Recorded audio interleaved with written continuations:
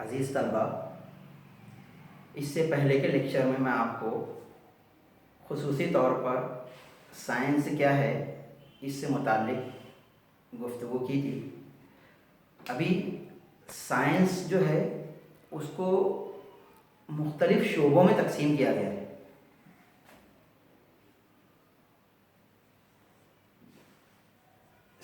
Science के शोबे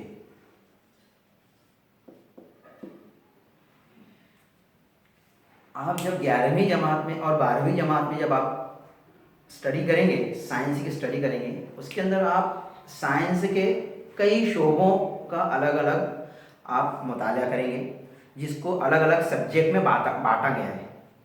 जैसे मिसाल के तौर पर हमारे अतराफ़ में कुछ चीज़ें ऐसी हैं जो हमको जुस्तुजू और तजस्सुस पैदा करती हैं। जैसे मिसाल के तौर पर पंखा जो है, फैन, उसकी हरकत है और मोटरसाइकिल की हरकत है।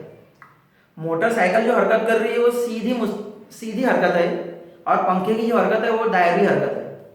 ये एक तरह हमको हरकत है दोनों, लेकिन दोनों अलग अलग हरकत क्यों है। इसी तरह रोशनी क्या है, ये भी तजस्सुस पैदा करती है। मैग्नेटिसियत क्या है, ये भी हमको तजस्सुस पैदा करती है। तो ये तमाम चीज़ों का तजस्सुस का मुताला, तमाम क्या कहते हैं, ये जो कुव्वतें कायनात में फैली हुई हैं, ये तमाम कुव्वतों का मुताला को एक सब्जेक्ट के अंदर, एक शोबे के अंदर बांटा गया है, जिसको बोला जाता है फिजिक्स। फिजिक्स में आप मुताला करेंगे कुदरत में फैली हुई तमाम कुव्वतें, तमाम क्या कहते हैं मिक़दारें। जैसे अभी वक्त है, वक्त चलने का एहसास हमको लगता है कि वक्त कुछ है नहीं, लेकिन वक्त दरअसल एक शय है, एक चीज़ है जो चल रही है। एक अगर अंधा भी है, अंधा शख्स भी है, तो उसको समझ में आता है कि वक्त चल रहा है, यानी वक्त कोई चीज़ है जो गुजर रही है। इसके ऊपर बहस है ना, रफ्तार के ऊपर बहस। तो ये तमाम चीज़ों का मुताला, तमाम चीज़ों के ऊपर की जाने वाली जुस्तजू, वो सरगर्मी, वो कहलाती फिज़िक्स। याद रहेगा आपको, ये याद रखना है, फिज़िक्स में आपको इन तमाम चीज़ों का मुताला करना है। अब दूसरी चीज़ है, हमारे अतराफ़ में बहुत सारी अशिया मौजूद रहती हैं। जैसे मिसाल के तौर पर हमारे सामने लोहा मौजूद है, हमारे सामने सोना मौजूद है, हमारे सामने पानी मौजूद है, हमारे सामने बहुत सारे मादियात हैं जो मौजूद हैं, जो अलग अलग प्रॉपर्टी रखते, अलग अलग खुसूसियात रखते हैं।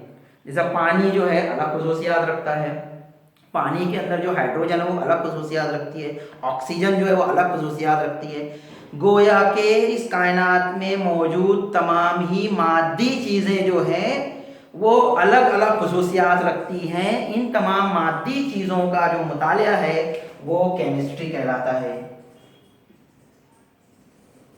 उसको केमिस्ट्री बोलते हैं। केमिस्ट्री के अंदर आप तमाम मादे की प्रॉपर्टीज़, मादे एक दूसरे से किस तरह तामुल करते हैं, उसका मुताला आप केमिस्ट्री में करेंगे। इस तरह केमिस्ट्री साइंस का एक अलग शोबा है, जिसके अंदर मादियात से मुताल्लिक जुस्तजू की जाती और तमाम इल्मी सरगर्मी अंजाम दी जाती। इसी तरह हमारे अतराफ़ में, कायनात में और बहुत सारी चीज़ें मौजूद है। जैसे जानदार हैं, जानदार जो हैं अलग अलग किस्म के पाए जाते हैं। जानदार की खासियत अलग है, लेकिन उनके अंदर यकसानियत है। हर जानदार जो है कुछ बुनियादी तौर पर यकसानियत रखता। जैसे मिसाल के तौर पर वो तनफ़ुस का फ़ेल अंजाम देता है ना, वो ग़िज़ा हासिल करता, वो तौलीद का अमल अंजाम देता। ये तमाम चीज़ें जानदार अंजाम देते, लेकिन फिर भी जानदार अलग अलग हैं, जानदार में इख्तिलाफ है। तो ये जानदारों की ये इख्तिलाफ क्यों है, इसके बारे में जुस्तजू, इससे मुताल्लिक़ खुसूसियात, इससे मुताल्लिक़ सरगर्मियाँ जो भी अंजाम दी जाएगी, उसको एक अलग शोबे में बांटा गया है, उसको बोला जाता है बायोलॉजी।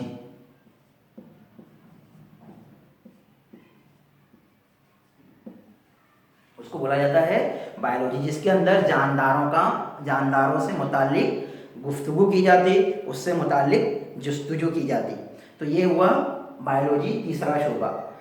इसके बाद साइंस का कुछ कुछ शोबे ऐसे हैं, जैसे मिसाल के तौर पर कायनात में हमारी ज़मीन है, ज़मीन का मुतालिया, ज़मीन के ऊपर मुख्तलिफ किस तरह पहाड़ हैं, नदियां हैं, है ना, किस तरह मुल्क को बनाया गया है, किस तरह उनकी उसके अंदर क्या कहते हैं ज़राए नकल हमल हैं, उसके अंदर किस तरह कारोबार होते हैं, किस तरह उनकी माशियात कंट्रोल की जाती हैं, ये तमाम के बारे में गुफ्तगू करना, उसके बारे में जुस्तजू करना और उससे मुतालिक मालूमात हासिल करना, इसको एक अलग शोबे में बांटा गया है, उसको बोला जाता जोग्राफिया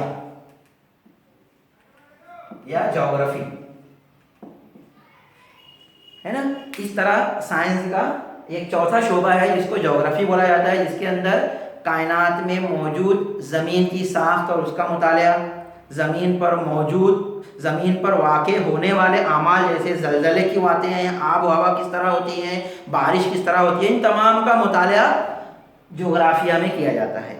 इन तमाम से मुतालिक जो सरगर्मी अंजाम दी जाती है वो सब्जेक्ट कहलाता है जोग्राफिया। इसी तरह इन तमाम के अलावा एक चीज़ और है जिसका ताल्लुक साइंस से ही है, उसको आप साइंस की बुनियाद समझ सकते हैं। जैसे मिसाल के तौर पर इससे पहले के लेक्चर में मैं आपको बताया था कि कायनात के अंदर जो भी चीज़ है उसके अंदर ज़ीरो डिफेक्ट है। तो ये ज़ीरो डिफेक्ट हमको कैसे समझ में आया, ये रियाजी के उसूलों से समझ में आया। जो रियाजी के उसूल हैं वो हमको बताते हैं कि कायनात में डिफेक्ट नहीं है।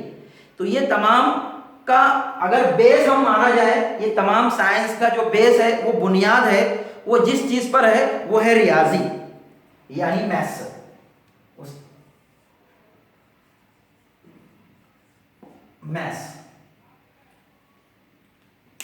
मैथ्स का मुतालिया इन तमाम में के साइंस में मदद करता है ना। तो मैथ्स भी एक तरह का साइंस ही है, रियाजी भी एक तरह की साइंस ही है। तो इस तरह साइंस के मुख्तलिफ शोबे हैं। एक शोबा साइंस का और है जिसके अंदर माहौलियात का मुतालिया किया जाता है, जिसमें माहौल में आलूदगी क्यों है, माहौल में मुख्तलिफ़ किस्म की आलूदगियों का हम मुशाहिदा करते हैं। फ़िज़ाई आलूदगी है, आबी आलूदगी है और आवाज़ की आलूदगी है ना। ये तमाम आलूदगियाँ जो हमारी ज़िंदगी को अजीरन करती है, तो इसको किस तरह दूर किया जाता, इससे मुताल्लिक़ किस तरह बेदारी लाई जा सकती, इसको अलग एक सब्जेक्ट दिया गया, वो है माहौलियात।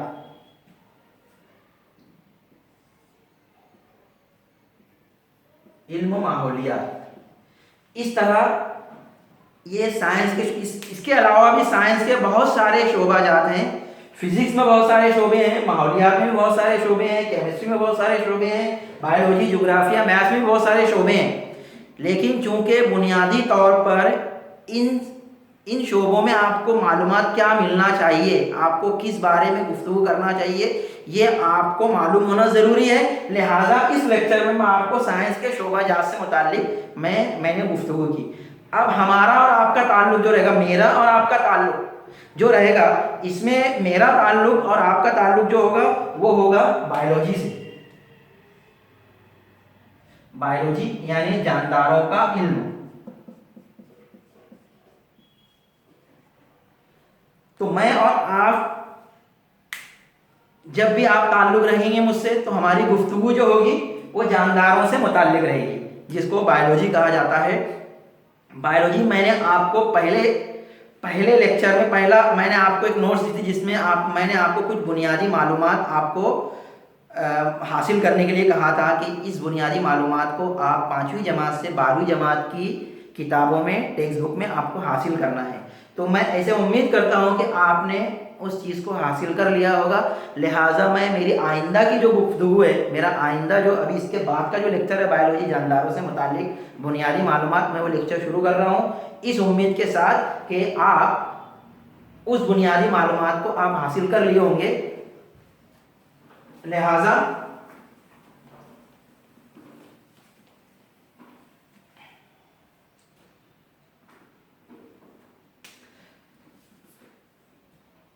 अभी जानदारों का इल्म जब हम हासिल करते हैं, है ना।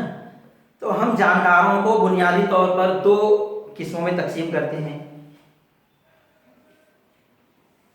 पहली किस्म है जानदारों की नबातात।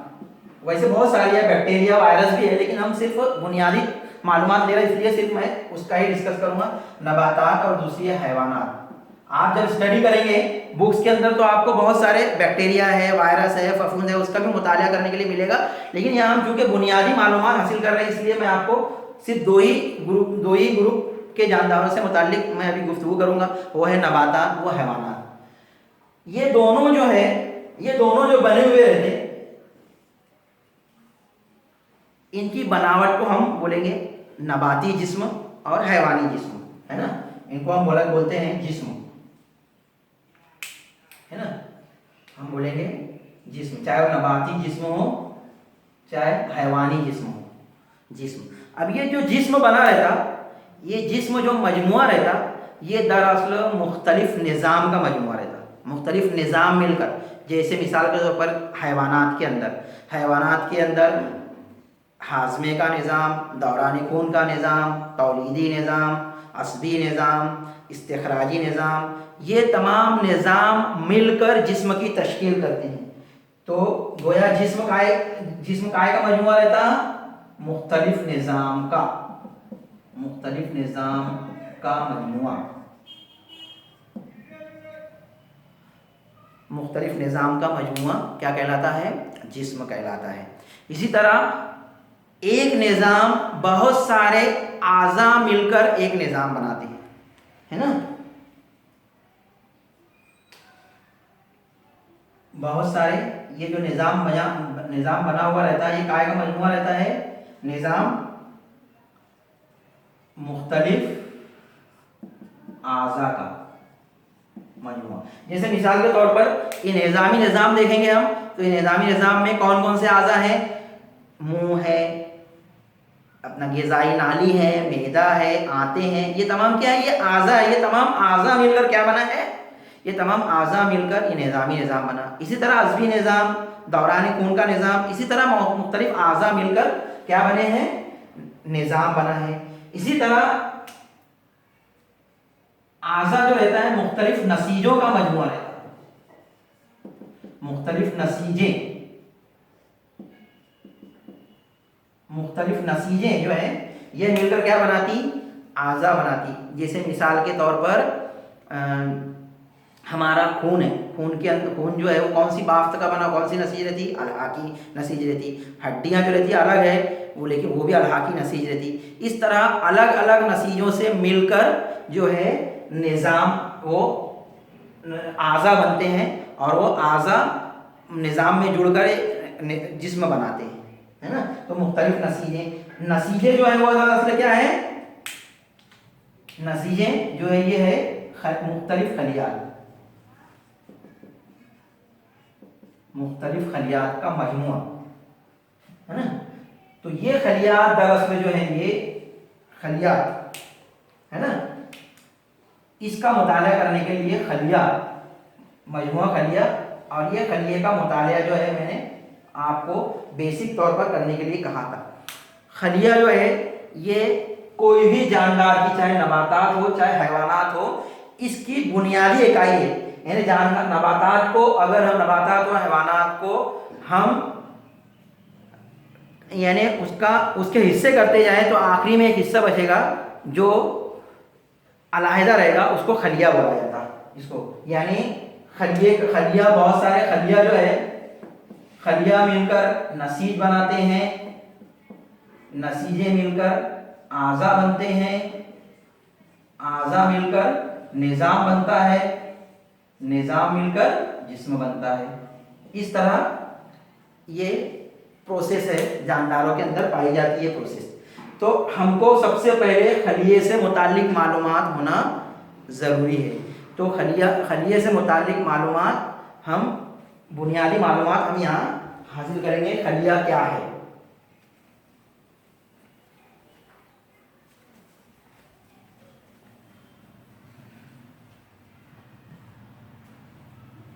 है ना। खलिए की बुनियादी तौर पर साख्त आप समझ सकते हैं जिस तरह एक फील्ड है, क्रिकेट का एक फील्ड है, तो क्रिकेट के पूरे फील्ड को, बाउंड्री लाइन को आप खलिए की, ये बाउंड्री लाइन जो है इसको आप तसव्वुर करें, आप बाउंड्री लाइन जो है ये ऐसे समझ लो खलवी दीवार है, ये खलवी दीवार है ना। उसके बाद जो पिच रहती है, आप पिच को तसव्वुर कीजिए वो मरकज़ा है या न्यूक्लियस, उसको मरकज़ा बोल सकते है ना। उसके अतराफ में यहाँ बहुत सारे जो ये जो फील्ड है, जो मैदान है जहाँ पर फील्ड रहती, वो फील्ड को आप खलिया माया कहते हैं, उसे खलिया माया कहा जाता है। अब ये तीनों स्ट्रक्चर, ये बुनियादी साख्त है खलिए की, इसके अंदर बहुत सारे खलवी हैवान से होते हैं। ये हम बाद में जब खलिए की साख्त पढ़ेंगे उस वक्त पढ़ेंगे हम, बहुत सारे खलवी कौन से खलवी हैवान से रहते हैं जो हमारे मुख्तलिफ अफ़ाल अंजाम देते। जैसे हम जो ग़िज़ा खाते उसके हज़म में मदद करना है ना, हमको ज़ख्म लगता है तो ज़ख्म को भरने में मदद करना, ये तमाम आमाल जो है खलिए के अंदर मौजूद जितने भी हैं है ना, हमारी जो बढ़ोतरी होती है वो बढ़ोतरी में मदद करना, ये तमाम आमाल कौन करते हैं, ये खलिए के अंदर मौजूद जो खलवी हैवान से बहुत सारे सेल ऑर्गेनेल्स रहते हैं वो करते हैं। तो उसका मुताला हम जब खलिए की डिटेल स्टडी करेंगे उस वक्त करेंगे। इसी तरह खलिए के मरकज़े के अंदर जो रहता है, मरकज़े के अंदर बहुत सारे धागा नुमा, थ्रेड लाइक धागा नुमा साख्त रहती जिसको बोला जाता है क्रोमोसोम्स।